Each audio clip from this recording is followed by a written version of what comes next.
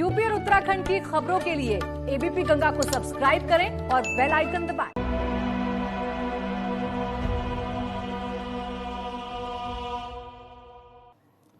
लगभग 35 से 40 मिनट पहले लखनऊ के लिए रवाना हो गया है हाथरस का पीड़ित परिवार पूरी सुरक्षा व्यवस्था में इलाहाबाद हाईकोर्ट की लखनऊ बेंच के सामने पेश होने के लिए। फिजिकल प्रेजेंस होनी है आज पीड़ित परिवार की भी और तमाम बड़े अधिकारियों की उत्तर प्रदेश सरकार के। और ये देखिए आप सीधी तस्वीरें, ये आधा दर्जन गाड़ियों का काफिला आप देख लीजिए रवाना हो चुका है और रास्ते में है इस वक्त लखनऊ के आगरा की सीमा में है ये काफिला। हमारे सहयोगी नितिन उपाध्याय लगातार इस काफिले के साथ चल रहे हैं ताकि एबीपी गंगा के दर्शक एक भी मोमेंट से ना चूकें।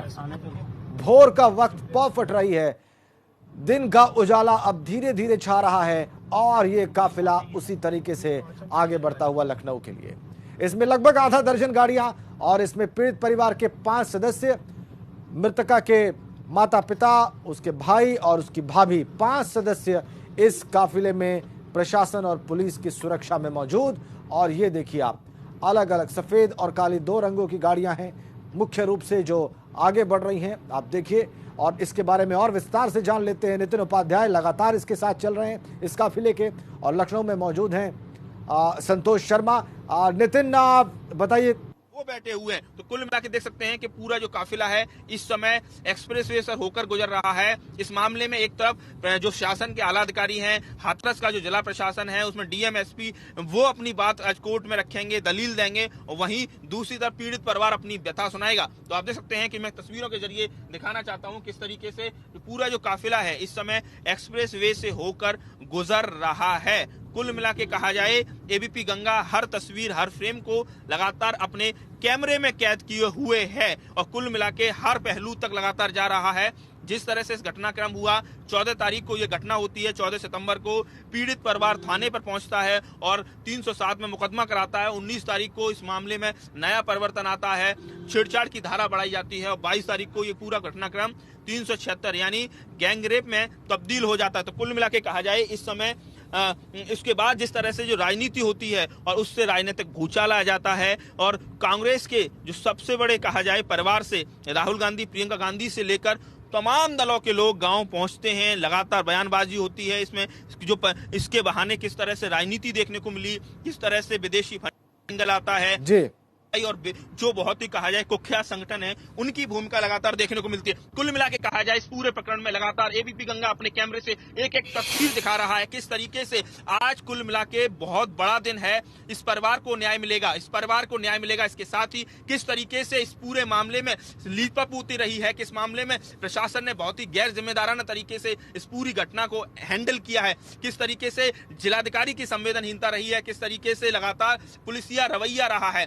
हर चीज को, हर व्यथा को आज पीड़ित परिवार कोर्ट में रखेगा और ऐसे में जबरदस्त फटकार आज लगता है शासन को लगने वाली है। सरकार के लिए भी आज सरकार पर सवाल खड़े कर सकती है कोर्ट। कुल मिला के डिवीजन बेंच में सुनवाई है, लखनऊ डिवीजन बेंच में सुनवाई है, लखनऊ हाईकोर्ट जो इलाहाबाद हाईकोर्ट के का एक कुल मिला के आप तस्वीरें देख सकते हैं। इस समय आगरा लखनऊ एक्सप्रेसवे पर लगातार काफिला बढ़ रहा है और एबीपी गंगा ने ठाना है कि पीड़ित परिवार को न्याय दिलाना है। हर पक्ष को कवर करते हुए लगातार एबीपी गंगा इस घटना को प्रमुखता से दिखा रहा है। किस तरह से 14 तारीख को यह घटनाक्रम होता है, 29 तारीख को पीड़िता की मौत हो जाती है और उसी के बाद दिल्ली के सफदरजंग अस्पताल से जो राजनीति शुरू होती है इस पे यानी बेटियों से ज्यादा राजनीतिक रोटियां सेकी गई और उस प्रकरण में जिस तरह से देश के तमाम राजनीतिक दल के नुमाइंदे पीड़ित परिवार के यहाँ पहुंचते हैं और ऐसे में अब ये पूरा प्रकरण न्याय के मंदिर पहुंच चुका है। ठीक है, अब इसको कोर्ट में यूपी सरकार ने लखनऊ में न्याय के मंदिर में हाजिर होना है। नितिन बिल्कुल ठीक बात है, आप तस्वीरें कैप्चर करिए। अभी हम फिलहाल लखनऊ चलते हैं, जो कि आप लोगों को लखनऊ ही पहुंचना है और संतोष शर्मा हमारे सहयोगी वहां पर मौजूद हैं जो वहां से तमाम चीजें, तमाम डिटेल्स और बड़े फाइन डिटेल्स हमें बता रहे हैं, हम एबीपी गंगा के दर्शकों को बता रहे हैं। संतोष, 12 या 12:30 तक ये परिवार पहुंच सकता है और दोपहर में 2:30 बजे सुनवाई होगी। लगभग 2 घंटे का फासला रह सकता है वहां पहुंचने में और कोर्ट में सुनवाई शुरू होने में। इस बीच में पीड़ित परिवार कहां रहेगा या कोर्ट में ही जाकर सुनवाई का इंतजार करेगा? संतोष, वक्त रास्ता तय करके आ रहा है तो हो सकता है कि रास्ते में पूरी सुरक्षा व्यवस्था के साथ परिवार को रोका जाए, चूंकि महिलाएं भी हैं। लेकिन उसके बाद लखनऊ की सीमा में प्रवेश करने के बाद इनको सीधे हाईकोर्ट में रोका जाएगा। हाईकोर्ट में प्रशासन की तरफ से, और हाईकोर्ट प्रशासन ने इस मामले का भी हाईकोर्ट के जो रजिस्ट्रार हैं उन्होंने इंतजाम किया है कि परिवार को किसी भी तरीके की कोई सुरक्षा में कोताही ना हो, उसको परिवार को कोई तकलीफ ना हो, लिहाजा सीधे हाईकोर्ट के लखनऊ बेंच में यहाँ पर पेश होगा और उसके बाद वहाँ पर सुनवाई होगी। लंच के बाद सुनवाई माना जा रहा है होगी शुरू, करीब 2:15 बजे तक का वक्त लग सकता है। 2:15 बजे करीब इसकी सुनवाई होगी। इस दौरान उत्तर प्रदेश सरकार की तरफ से DGP, ADG law and order और एसीएस होम अवनीश अवस्थी वहाँ पर पहुंचेंगे और उसके साथ ही सरकार की तरफ से डबल एजी यानी कि अपर महाधिवक्ता वीके शाही इसका पूरा पक्ष रखेंगे कि आखिर जिला प्रशासन ने किन परिस्थितियों में ऐसा करने का निर्णय लिया, और उसके साथ ही सरकार अपना पक्ष भी रखेगी कि उसका इस निर्णय के पीछे क्या सबूत थे, क्या उसके पास इनपुट थे, क्यों ऐसा निर्णय लेना पड़ा। ये तमाम ऐसी बातें हैं जिसको कि सरकार को अपना पक्ष आज हाईकोर्ट में रखना होगा, क्योंकि हाईकोर्ट ने जो नाराजगी जताई, जो सुमोटो लिया इस घटनाक्रम का, उसका मेन कंसर्न है कि आखिर क्या वजह थी कि पीड़िता का शव देर रात में जलाया गया, हिंदू रीति रिवाजों का पालन नहीं किया गया और परिवार इस पूरे अंतिम संस्कार में शामिल नहीं था। इस बात को लेकर के जहां परिवार असंतुष्ट था, वहीं कोर्ट ने भी नाराजगी जताई और इसी बात को लेकर के सरकार से भी तलब किया है जवाब कि किन परिस्थितियों में निर्णय लिया गया, और पीड़ित परिवार इस पूरी सुनवाई के दौरान मौजूद रहेगा। उससे भी पूछा जाएगा कि क्या पूछा जा सकता है कि क्या आप लोगों से किन लोगों ने पूछा था, क्या इस अंतिम संस्कार में आपके परिवार का कोई सदस्य शामिल था, कोई रिश्तेदार शामिल था, क्योंकि ये दलील दी गई कि जो अंतिम संस्कार हुआ उसमें परिवार के दूर के रिश्तेदार, नातेदार रिश्तेदार, कोई बाबा, ताऊ, इस तरीके से रिश्तेदार उनके परिवार के शामिल हुए थे। लेकिन परिवार क्या कह रहा है ये भी कोर्ट जानना चाहता है। लिहाजा आज दोनों ही पक्षों को हाईकोर्ट के लखनऊ बेंच ने तलब किया है और उसके बाद सरकार की तरफ से पक्ष रखा जाएगा कि क्या निर्णय लिया गया और क्यों निर्णय लिया गया, क्या परिस्थितियां थी, और अगर ये निर्णय नहीं लिया जाता तो क्या हो सकता था। ये इस बात का जवाब सरकार की तरफ से रखा जाएगा। वहीं परिवार भी इस सुनवाई में मौजूद रहेगा। इस पीड़ित परिवार के साथ जो लखनऊ के रास्ते में है इस वक्त हमारे सहयोगी नितिन उपाध्याय लगातार आपको तस्वीरें दिखा रहे हैं। लाइव एबीपी गंगा की टीम फॉलो कर रही है इस काफिले को और लखनऊ में मौजूद है संतोष शर्मा। अब नितिन के पास चलते हैं। नितिन, कितना सफर तय हुआ, एक सवाल। दूसरा ये कि सीबीआई के कौन से अधिकारी कल जांच के लिए पहुंचे हैं हाथरस के उस गांव में जहां पर ये सब कुछ घटनाक्रम हुआ। नितिन, देखिए राजेंद्र, इस पूरे प्रकरण में इस समय जो काफिला है वो इस समय एक्सप्रेसवे पर चल रहा है और जो फतेहाबाद टोल है वहां के करीब पहुंच चुका है। कुल मिला के ऐसे उम्मीद की जा सकती है कि ढाई घंटे में करीब करीब जो पूरा जो परिवार है वो लखनऊ पहुंच जाएगा और इंदिरा गांधी प्रतिष्ठान के सामने जो लखनऊ खंडपीठ है और से लगा हुआ लखनऊ खंडपीठ है वहां इस मामले की सुनवाई करीब 2 से 2:30 बजे के में शुरू होने जा रही है। तो लंच के बाद ये सुनवाई होनी है और ऐसे में एक एक करके पीड़ित परिवार से डिवीजन बेंच दोनों जस्टिस अपनी बात सुनेंगे। पूरा घटनाक्रम की शुरुआत कैसे हुई, गांव के कौन कौन लोग दोषी हैं, इसमें किस तरह से इस मामले में कौन कौन लोगों ने राजनीति की, कौन लोगों ने किस तरह से इस पूरे प्रकरण को दिशा बदलने की कोशिश की, इसके साथ ही किस तरीके से इस पूरे मामले में कहा जाए प्रशासन की किस तरह संवेदनहीनता देखने को मिली, परिवार की मर्जी के खिलाफ जाकर किस तरह से प्रशासन ने उनका लड़की का, बच्ची का अंतिम संस्कार कर दिया। ये सारी चीजें देखने को मिलेंगी, पूरी बात होगी। उसी समय जो अधिकारी होंगे, जो अपर मुख्य सचिव गृह अवनीश अवस्थी से लेकर जिला प्रशासन आगरा तक, तमाम हाथरस तक तमाम जो अधिकारी हैं उनसे भी पूछा जाएगा कि जो पीड़ित परिवार कह रहा है उस पर आप क्या कहना चाह रहे हैं, क्या दलील देना चाह रहे हैं। इसके साथ ही जो पूरा घटनाक्रम रहा है और इसको बहुत ही कहा जाए बहुत ही संवेदनहीन, बहुत ही संवेदनहीनता के साथ इसको हैंडल किया गया है। तो इस पर पूरी बात है और परिवार का यही कहना है कि हम पूरी बात कोर्ट में आज रखने जा रहे हैं किस तरह से और हमें न्याय मिलेगा। उनका कहना है वो बहुत ज्यादा आशान्वित है। उनको लग रहा है कि हाईकोर्ट ने खुद इसका संज्ञान लिया है और ऐसे में उनको उम्मीद है इस पूरे प्रकरण में पीड़ित परिवार को न्याय मिलेगा। 4:30-5 बजे से ही पूरा पीड़ित परिवार तैयार बैठा हुआ था और ऐसे में उन्होंने एबीपी गंगा से कहा कि आज हम जा रहे हैं, 5 लोग परिवार के सदस्य हैं। पिता का कहना है कि हम 5 लोग जा रहे हैं और हम पूरी बात आज कोर्ट में बताएंगे किस तरीके से उनकी बेटी को अभी तक इंसाफ नहीं मिल रहा, बयानबाजी हो रही है, आरोपी पक्ष की तमाम दलीलें हो रही हैं। उस पर भी उन्होंने कहा कि इस पूरे मामले में कोर्ट सारे पहलू चेक करेगा। पिता खुद काफी ज्यादा इस प्रकरण में अपनी बेटी को याद करके भावुक हो जाते हैं। कुल मिला के इस पूरे प्रकरण में, क्योंकि कहा जाता है कि जो मजदूर होता है वो बहुत ज्यादा मजबूर होता है, एक गरीब माँ बाप की बेटी गई है, तो कुल मिला के इस पूरे कथित गैंगरेप प्रकरण में बिल्कुल बिल्कुल बिल्कुल नितिन रही है जी, वो सब कुछ कोर्ट ने आपने बताया कि परिवार भावुक था और आज वो अपनी सारी तकलीफ कोर्ट के सामने रखेगा। लेकिन कल सीबीआई ने जांच शुरू कर दी है, सीबीआई के अधिकारी वहां पर पहुंचे हैं, ऐसी रिपोर्ट है। कौन कौन से अधिकारी पहुंचे हैं वहां पर, क्या किया उन्होंने पहले दिन उतरते ही वहां? देखिए राजेंद्र, इस पूरे मामले में सीबीआई ने परसों ही जब इस पूरे प्रकरण की लीगल अगर पूरी प्रोसेस समझी जाए तो उत्तर प्रदेश सरकार का जो गृह विभाग होता है वो इसकी अनुशंसा जारी करता है।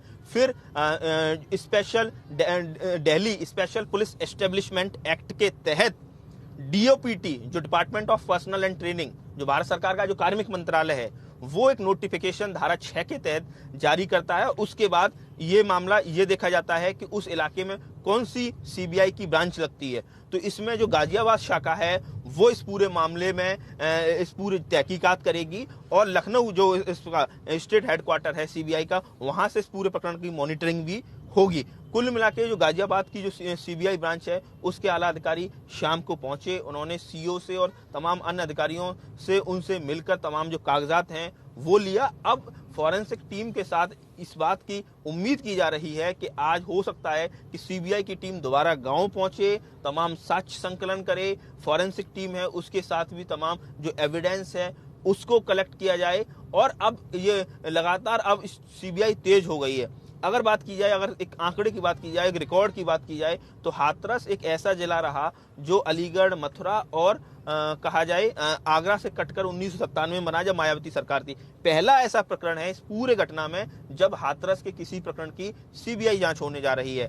हालांकि पीड़ित परिवार लगातार ये कहता रहा है कि हमें सीबीआई जांच नहीं चाहिए, हमें सुप्रीम कोर्ट के किसी पीठासीन जज या जो रिटायर्ड जज है उसकी अध्यक्षता में एक न्यायिक आयोग का गठन हो और उसे जांच होनी चाहिए। लेकिन इस पूरे मामले में खुद सरकार ने सुप्रीम कोर्ट में हलफनामा दिया है और कहा है कि हम चाहते हैं, उत्तर प्रदेश सरकार खुद चाहती है कि सीबीआई का सुपरविजन सुप्रीम कोर्ट करे। तो ऐसे में इस पूरे मामले में सीबीआई अब इस पूरे मामले में लगातार अपनी उसने तहकीकात कल शुरू कर दी है और एक एफआईआर उसने इस पूरे मामले में चंदपा में दर्ज कराई है। तो आप समझ सकते हैं कि सीबीआई इस मामले को टेक ओवर कर चुकी है। एसआईटी की जो जांच है वो 10 दिन उनको अतिरिक्त समय मिल गया है।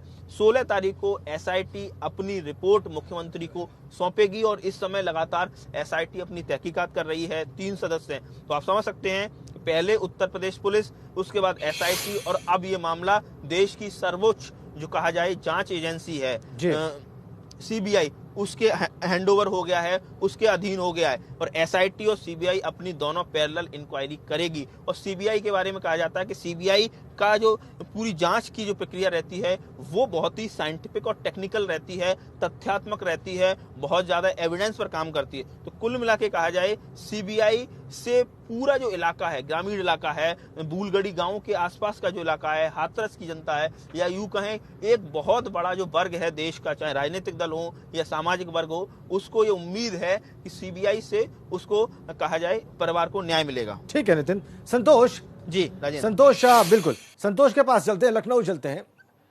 संतोष, अभी नितिन एक बात कह रहे थे कि पीड़ित परिवार सीबीआई जांच की मांग तो कर नहीं रहा था शुरू से, लेकिन सीबीआई ने जांच शुरू कर दी है। कोर्ट के सामने, सुप्रीम कोर्ट के सामने उत्तर प्रदेश सरकार ने कहा है कि कोर्ट चाहे तो मॉनिटर कर ले इस सीबीआई इंक्वायरी को। अब सीबीआई इंक्वायरी शुरू हो गई है। क्या आज ये पीड़ित परिवार हाईकोर्ट की लखनऊ बेंच के सामने एक बार फिर ये बात कह सकता है कि उनको नहीं चाहिए सीबीआई जांच? सीबीआई जांच हो या ना हो ये हाईकोर्ट का कंसर्न नहीं है। हाईकोर्ट कुछ मामलों में बहुत स्पेसिफिक होता है कि उसने किस मामले को लेकर के तलब किया है, बाकी उसको इससे कोई मतलब नहीं है कि जांच कौन कर रहा है कौन नहीं कर रहा है। और चूंकि मामला एक बार सुप्रीम कोर्ट में भी है और सुप्रीम कोर्ट में सरकार हलफनामा दे चुकी है वहां पर और वो तैयार है, और सरकार ने सीबीआई जांच, देश की सबसे बड़ी जांच एजेंसी सीबीआई को दे दिया है। और पीड़ित परिवार के रजामंद होना या ना होना ये जरूरी नहीं है, क्योंकि हाथरस कांड में न्याय होना जरूरी है। बेगुनाह जेल न जाए और कोई गुनहगार बचने न पाए, इस बात के लिए ही सीबीआई को सौंपा गया है मामला। चूंकि पूरा मामला पॉलिटिकल हो गया था, इसमें पीएफआई की फंडिंग आ गई थी, विदेशों से फंडिंग का मामला आ गया था, राजनीतिक दलों ने आरोप प्रत्यारोप का दौर शुरू कर दिया था। लिहाजा सरकार ने पहले एसआईटी का गठन किया, जो गृह सचिव हैं भगवान स्वरूप, उनकी अगुवाई में गठन हुआ। उसके बाद वहां पर जब लगातार मामला तूल पकड़ता गया, राहुल गांधी, प्रियंका गांधी वहां जाने लगे, तमाम भीम आर्मी के लोग वहां जाने लगे, तो लिहाजा सरकार ने भी इस पूरे मामले पर अपनी निष्पक्षता को साबित करने के लिए सीबीआई जांच की सिफारिश कर दी और सीबीआई अब इस मामले में जांच कर रही है।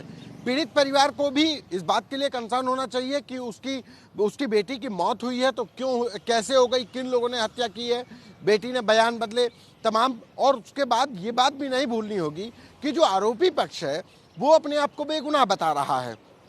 तमाम ऐसी चीजें होती है, तमाम ऐसी दलीलें हुई।